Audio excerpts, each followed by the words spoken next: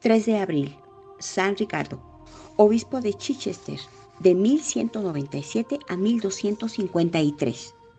Era Ricardo el más joven de los 3 hijos de Ricardo y Alicia de Wych. Nació el año 1197 o 1198 en el condado de Worcester, Inglaterra, en la pequeña ciudad de Wych, hoy Droitwich, muy próxima al bosque de Fakenham y muy célebre ya en tiempos de los romanos por sus baños salinos. En edad temprana, los 3 niños perdieron a sus padres y heredaron las propiedades de Burford, que pasaron, como es natural, a manos de tutores, los cuales se mostraron interesados y muy negligentes en el cumplimiento de sus obligaciones. Entretanto, mostraba Ricardo su inclinación a la lectura, a la par que daba señales de gran aptitud para la gerencia de los negocios. Cuando llegó el momento de entregar las propiedades al hijo mayor, éstas se hallaban en estado lamentable, por lo cual, no sintiéndose el jefe de familia con arrestos para remediar tamaño desorden, rogó a su hermano menor que lo tomara por su cuenta.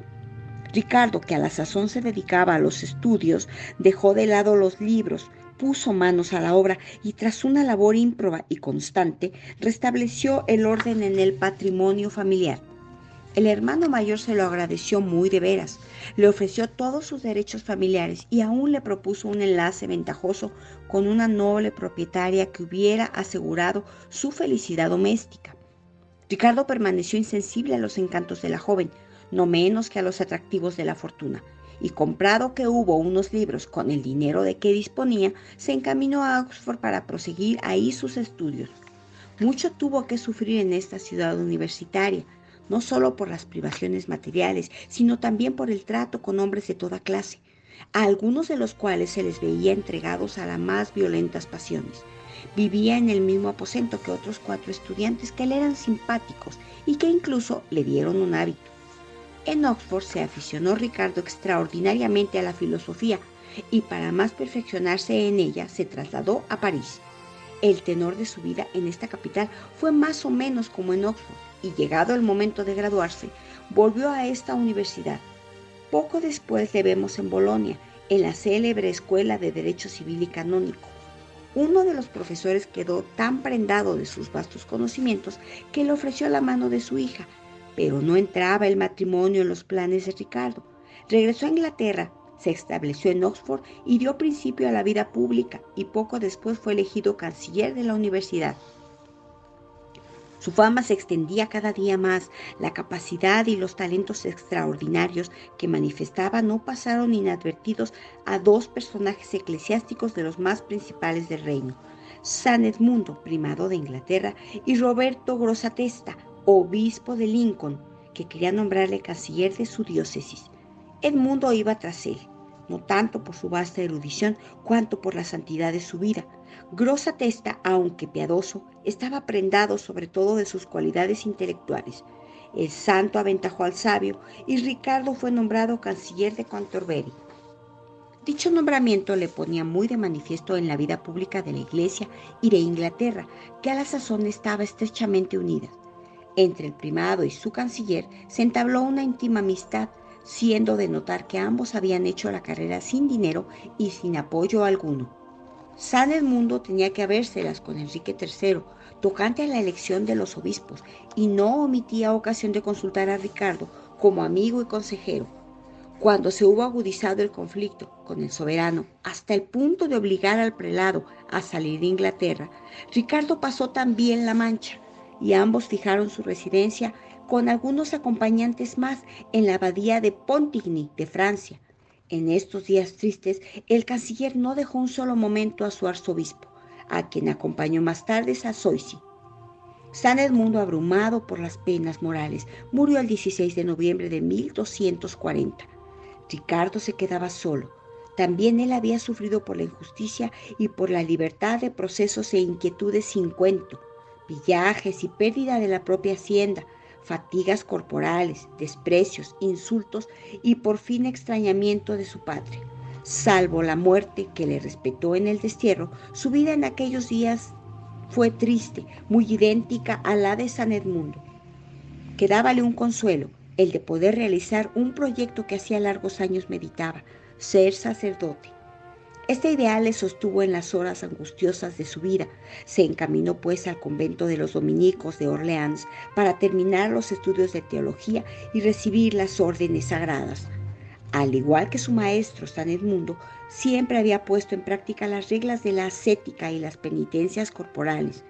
Más una vez sacerdote, acrecentó de tal modo el número y rigor de sus mortificaciones que doquiera se le veía era objeto de admiración. En Orleans edificó un oratorio a San Edmundo, primero de la serie que más adelante levantó en Inglaterra a su santo amigo. Esa pasión de erigir iglesias dedicadas al santo arzobispo era muy conforme con la trayectoria y el sentido que para nosotros tiene su vida. Como sacerdote apartó toda preocupación de su propia persona. Su único ideal era el servicio de Dios y nadie le pareció haber realizado mejor que San Edmundo, el prelado a quien tan íntimamente conoció y a quien la iglesia elevó a los altares en 1247. De regreso a Inglaterra, le pareció posible emplear el resto de sus días al tranquilo ejercicio de su ministerio sacerdotal y efectivamente regentó por espacio de varios años la parroquia de Deal y fue luego rector de Charing. Pero en 1244 nuevamente era llamado a ejercer el cargo de canciller en Canterbury. A San Edmundo había sucedido el beato Bonifacio de Saboya, prelado joven todavía, pero muy apostólico y dotado de gran firmeza de carácter. Ricardo pasó poco tiempo al servicio del arzobispo, hombre este de clarividencia sin igual. Le había juzgado digno del más elevado cargo. Habiendo quedado vacante en 1244 la sede episcopal de Chichester, los canónigos eligieron al archidiácono Roberto Passewell, pero el arzobispo Bonifacio, que reivindicaba para sí y sus sufragáneos el derecho de hacer el referido nombramiento, reunió a los obispos de su archidiócesis en sínodo que anuló la elección de Passewell y nombró en su lugar a Ricardo. Esta elección, si bien agradó al arzobispo y a sus amigos, desagradó sobremanera al rey Enrique, pues veía eliminado de aquel de quien tanto prometía, dada la afinidad de ideas que entre ambos existía. En cambio, veía enaltecido a un adversario suyo, antiguo canciller y consejero del arzobispo Edmundo, con quien había saboreado el amargo pan del destierro. No era Enrique III hombre que tomase a medias sus providencias cuando se trataba de hacer sentir su desagrado. Se apoderó de casi todas las rentas de la sede de Chichester y se negó a devolverlas. La posición de Ricardo era poco envidiable. Se encontraba obispo electo y no podía tomar posesión de su sede, porque el soberano fingía ignorar hasta su misma existencia. Resolvió, pues, entrevistarse con el rey y explicarle su proceder. No duró mucho la entrevista, porque habiendo venido Ricardo a reclamar sus derechos en interés de sus diocesanos, el rey tenía decidido rehusarlo todo al que consideraba como a un intruso. El prelado exigía la restitución de las rentas de su diócesis, cuando lo que el rey pedía eran explicaciones a Ricardo acerca de su proceder pasado y excusas por las ofensas que juzgaba haber recibido. Ricardo tuvo, pues, rotunda negativa del soberano a todas sus demandas. Por segunda vez se presentó a Enrique para exponerle sus anhelos de justicia y por segunda vez le despidió el rey sin hacerle caso. Varios meses permaneció aún Ricardo en esa difícil situación. Al fin, se decidió a presentar el caso a la Santa Sede para saber de una vez a qué atenerse. O era confirmada su elección de obispo y quedaba así trazada la línea de conducta para lo porvenir, o estaría libre de retirarse de la vida pública. Esta última solución era la que más le agradaba. Salió para León y en 1245 presentó su solicitud a Inocencio IV, que celebraba ahí un concilio. Conociendo la causa de aquel concilio, se puede imaginar la acogida que haría el Papa al obispo Ricardo. El emperador de Alemania, Federico II, se hallaba en guerra declarada con el Papa, e Inocencio IV se proponía lanzar en aquel concilio excomunión contra él. Apoyar a Ricardo en esta ocasión no sería tal vez enajenarse al soberano que proveía a la Iglesia romana de la mayor parte de los ingresos. mas no podía el Papa sacrificar los derechos de un obispo por cálculos tan ruines. En lo demás, como el rey de Inglaterra tenía voz y voto en la elección de los obispos y en el caso presente se había obrado sin contar con él, declaró el Papa que en ello había flagrante injusticia para con Enrique. Fuera de esto, la elección de Roberto Pacewell, hecha por los monjes, era debida a la presión que sobre ellos ejercía el rey. En tales condiciones, el Papa declaró irregulares ambas elecciones y luego, por su propia autoridad, nombró a Ricardo obispo de Chichester, confiriéndole personalmente la consagración episcopal el día 12 de marzo de 1245. Inmediatamente fue enviado Ricardo a Inglaterra por Inocencio IV, portador de los documentos por los que se anunciaba al rey que debía dar a Ricardo posesión de la sede de Chichester y devolverle las rentas de su diócesis. De camino, el santo se detuvo en Pontigny para ahorrar una vez más ante la tumba de San Edmundo y, fortalecido por el recuerdo de los sufrimientos que el desterrado había soportado, se encaminó hacia las costas de Inglaterra. Furioso el rey de haber sido vencido por el obispo, rehusó dar su placet a la decisión pontificia y siguió en posesión de las rentas de Chichester. Ricardo se puso pues a la obra, careciendo de casa y de dinero. Su vida era la de un recluso. Muchos le seguían con la mirada cuando tranquilo pasaba por las calles a cumplir las obligaciones de su ministerio, y muchos también se daban cuenta de sus necesidades, pero no osaban ampararle por temor a las iras del rey. Hubo, con todo, honrosas excepciones, y es digna de mención, entre todas ellas la del presbítero Simón, párroco de la aldea de Ferring, en los confines de Sussex. Pobre era, pero no puso reparo en recibir a Ricardo bajo su tutela. Qué situación tan peregrina la de un obispo que pide limosna a un modesto párroco. Esa vida que aceptó Ricardo para permanecer fiel a su deber era soberanamente rara y peregrina en un obispo de aquel tiempo. La diócesis era extensa y para cumplir la visita pastoral había de viajar el prelado con la mayor pobreza y casi solo, cruzando inmensas extensiones cortadas frecuentemente por pantanos y por erizados breñales, lo cual hacía que la vida del misionero fuera sumamente penosa. El mayor dolor para el bondadoso prelado era ver sufrir a los suyos y no tener con qué aliviarlos. Ricardo, que vivía entre los pobres como el más pobre, no podía hacer nada para mitigar su angustia. Cuántas afrentas y vejaciones hubo de soportar. Cada vez que el rey iba a Windsor, el prelado se presentaba en palacio, pero cada vez era cortésmente despedido o bruscamente expulsado.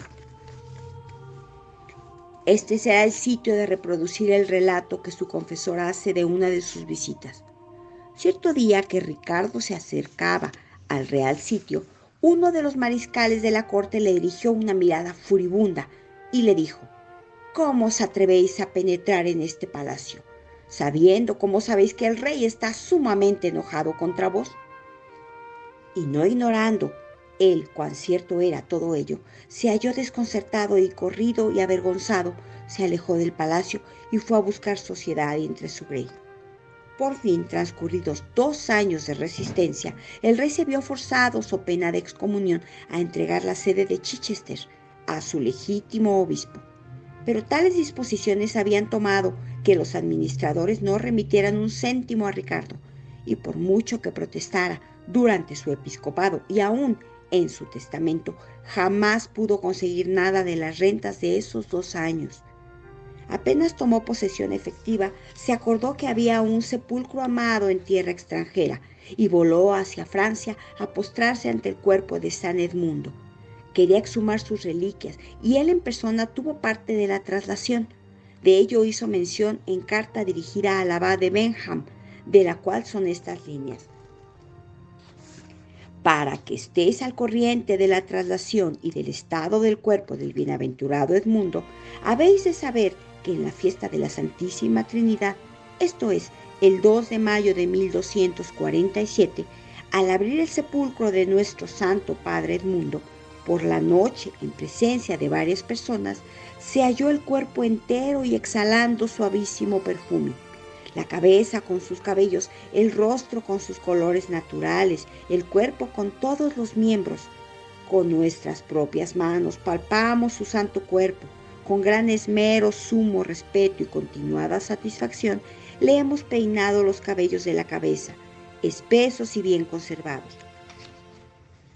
El hambre hacía estragos en Inglaterra y el pueblo reclamaba urgentemente la presencia de Ricardo, el cual, acabada la ceremonia, partió de Francia sin que fuera capaz de detenerle una tempestad que en aquellos días sacudía las costas del Canal de la Mancha. En adelante, la vida de Ricardo fue muy distinta de la que antaño llevara, sin que por esto suprimir nada de las austeridades. Si presidía un banquete, no tocaba los manjares delicados que le ponían delante. Bajo las suntuosas vestiduras episcopales llevaba de continuo un cilicio y unas cadenitas de hierro que laceraban sus carnes. No había menguado su amor a los pobres, al contrario, ahora que disponía de dinero, lo repartía más a menudo y en mayor cantidad, de modo que los indigentes salían ampliamente beneficiados. Durante el azote del hambre que se inició el mismo año en que Ricardo tomó posesión de su sede, destinó todos los ingresos del palacio al alivio de los menesterosos. Pero con ser tanta su caridad para el remedio de las necesidades corporales, tomaba más a pecho todavía el bien espiritual de sus ovejas. El activo prelado se llegaba a caballo hasta la choza más apartada. Se le veía por doquier predicando y administrando los sacramentos, radiante de alegría al ver la amable acogida que le hacían los pescadores a lo largo de las riberas del mar, de cuyas casuchas se decía que le costaba salir. En cuanto a disciplina eclesiástica, Ricardo era muy exigente al entregarle el cuidado de la diócesis que se hallaba en estado lamentable. Su primer cuidado fue juntar el cabildo y redactar estatutos contra los abusos. Le gustaba mucho el esplendor de las ceremonias y quería que los ornamentos y los manteles del altar estuvieran irreprochablemente limpios. El sacerdote que no predicaba o que lo hacía sin preparación quedaba suspendido de licencias. Él mismo en esto, como en todo lo demás, era admirable ejemplo para su clero. Ricardo, aunque severo y rígido en cuestiones de derecho y de justicia, mostraba siempre una afabilidad y mansedumbre inalterables. Cierto día el conde de Arundel, incurso en excomunión, tuvo bien, a pesar suyo, que tratar un asunto con el obispo de Chichester. Contrariamente a lo que él esperaba, halló al prelado muy cortés, suspendiendo la excomunión mientras era su huésped y tratándole con toda suerte de consideraciones. Las penalidades de los peregrinos en Tierra Santa conmovieron hondamente al santo prelado, que fue ardientemente predicador de la cruzada y aunque no fueron coronadas con feliz éxito sus esfuerzos, no cejó en su ardoroso celo. En 1253, a consecuencia del fracaso de la expedición de San Luis, el obispo inició con bélico ardor la predicación de una nueva cruzada, pudiéndole afirmar que todas las ciudades de Inglaterra oyeron su cálida palabra. Al llegar cerca de Dover, las fuerzas vinieron a faltarle y fue trasladado al hospital de Santa María, donde, a pesar de su delicado estado, prometió con santa alegría asistir a la consagración de una pequeña iglesia en honor a su amigo San Edmundo. Al día siguiente cumplió con lo que él creyó ser el último acto público de su vida y durante la ceremonia religiosa dirigió al pueblo algunas palabras que un historiador nos ha conservado. Amadísimos hermanos, les dijo, os conjuro que bendigáis y alabéis conmigo al Señor, que nos ha otorgado la gracia de hallarnos reunidos en esta dedicación en honor suyo y de nuestro Padre San Edmundo. Lo que he pedido desde que tengo la dicha de poder celebrar el santo sacrificio, lo que en mis plegarias he solicitado siempre, es que antes de acabar mis días pueda siquiera consagrar una basílica a San Edmundo. Así que doy al Señor las gracias más rendidas por haber colmado los deseos de mi corazón. Y ahora, carísimos hermanos, habéis de saber que me consta que en breve he de abandonar el sagrario de mi cuerpo. Por eso, pido verme ayudado en mi tránsito al Señor con vuestras oraciones. Y agrega su biógrafo que dicha la misa solemne regresó al hospital. Desde aquel instante su debilidad se acentuó y como se daba cuenta de su estado de salud, rogó a sus amigos que se quedasen con él para asistirle en sus últimos momentos. Hecha confesión general de su vida, recibió los santos sacramentos con gran fervor y por más que iba perdiendo las fuerzas por momentos, conservó la lucidez de sus facultades hasta el último aliento. «Echad al suelo este cuerpo pútrido», exclamó al fin, y cuando lo hubieron hecho añadió: «Señor, en tus manos encomiendo mi espíritu». Se encomendó a Nuestra Señora, Madre de Gracia y de Misericordia, y expiró. Era el 3 de abril de 1253. San Ricardo fue inscrito en el número de los santos el 22 de enero de 1262 por el Papa Urbano IV, que a la sazón se hallaba en Viterbo y fijó la celebración de su fiesta el 3 de abril.